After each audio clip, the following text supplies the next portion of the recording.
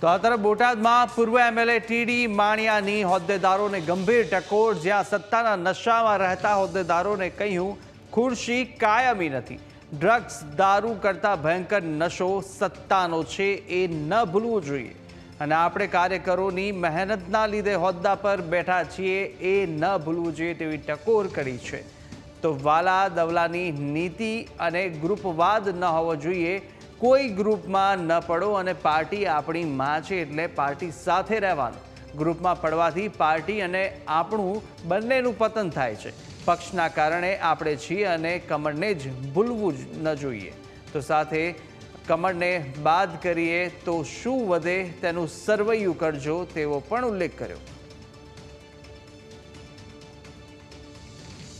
આ તમને બધા કાર્યકરો એટલે થોડીક વાત કરું છું.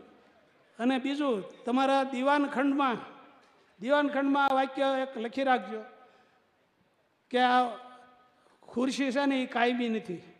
સત્તાનો નશો છે ને એ ભયંકરમાં ભયંકર નશો છે. ડ્રગ દારૂ બીજા વ્યસન કરતાં ભયંકરમાં ભયંકર નશો હોય ને તો એ સત્તાનો નશો છે, એ ક્યારેય ન ભૂલવું.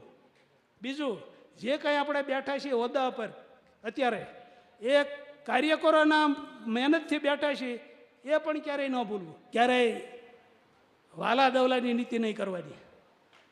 વાલા દવલાની ખાસ યાદ રાખજો. આપણે ગ્રુપિઝમ નહીં, કોઈ ગ્રુપનું થવાનું નથી. પાર્ટી આપણી માં છે, પાર્ટી આપણી માં છે અને પાર્ટી જ મુખ્ય છે.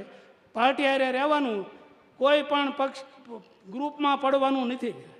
ગ્રુપમાં પડો એટલે આપણે પાર્ટીનું પતન થાય, પક્ષનું થાય અને આપણું તો થાય જ. સૌથી પહેલાં આપણું પોતાનું થાય. ગ્રુપિઝમમાં પડવું નહીં. બહુ અનુભવ 25 વર્ષ, આમ તો 99થી હું જોડાણો. ગ્રુપિઝમમાં કોઈ ભૂલમાંય પડતા નહીં. બીજું, આપણે પક્ષના કારણે આપણે છીએ. કમળને ક્યારેય ભૂલાય નહીં. કમળ બાદ કરીએ આપણામાંથી તો શું વધે એનું સરવૈયું રાતે નિરાતે કાઢવું. અઠવાડિયે એકાદી વાર વિચારવું કે કમળ બાદ થઈ જાય આપણામાંથી તો આપણી શક્તિ કેટલીક છે, આપણે શું શું કરી શકીએ.